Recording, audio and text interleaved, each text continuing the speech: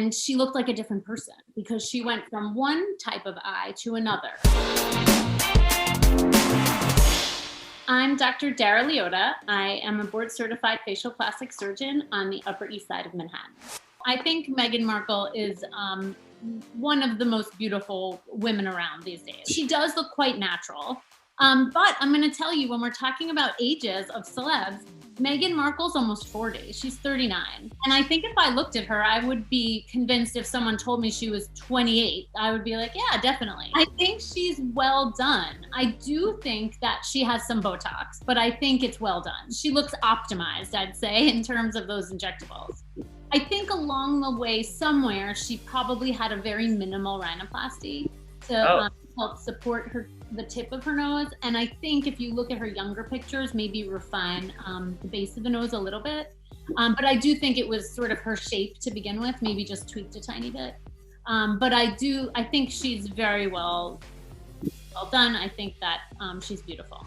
Poor Renee, she's beautiful. Let's start by saying that. Love her. And you know, as we age, all of us, myself included, look for little things we can do, right? And yes. I think that Renee has pretty thin skin, and especially in the area of the upper eyelid, she has the anatomy of the upper eyelid that is quite full.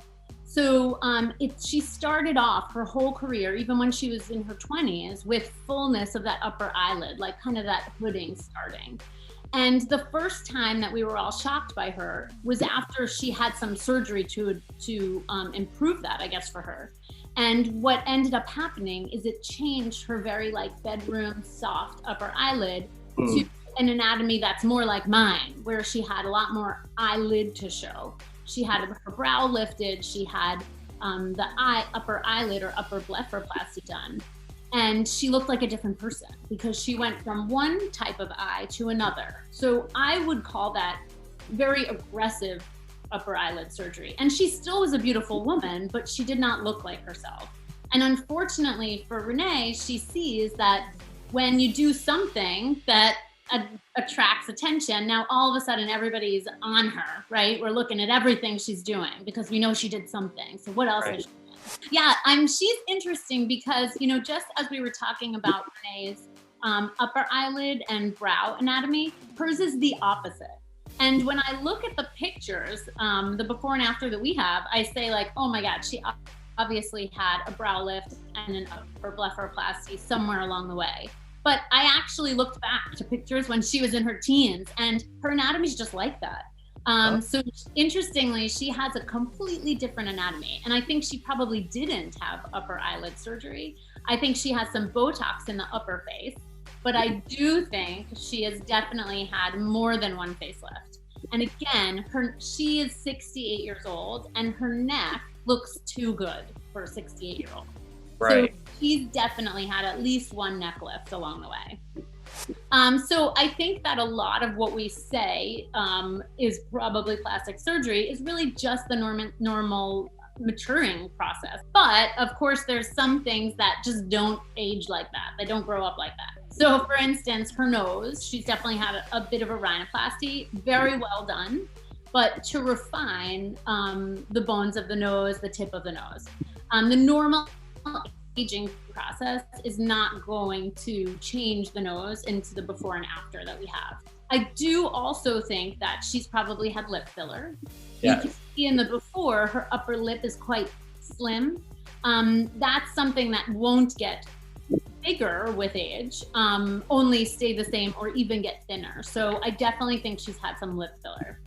I also think she has, from her before and after, if you notice the slant and the anatomy of her eyebrow. Her eyebrow went from turning down at the tail to being elevated here at the tail.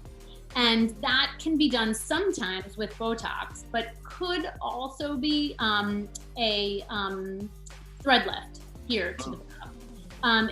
It's a very quick little procedure where a stitch is actually passed under the skin to lift the tail of the brow. And by the direction of the lift of the brow and the amount that it's lifted, I wouldn't be surprised if it was a thread lift, a little more than Botox, but a lift.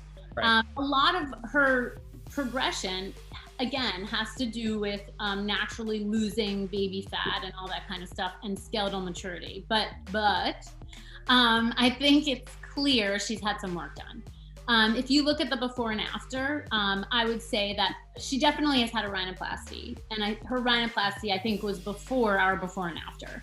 If you look at the bridge of her nose, she has some collapse here in the middle of the bridge, some pinching that you can see, particularly in the after photo. And she has a lot of visible cartilage, knuckling, and maybe even a little graft pushing into her skin. She probably has also had that buccal fat removed. She probably also has a little filler in her cheek to raise up that cheekbone. And she, I think, has had also a chin implant along the way. Yeah, if you look at her before and after, the projection of her chin, how far forward it comes, as well as the width of it, has really changed. And I think that comes from an implant and not filler.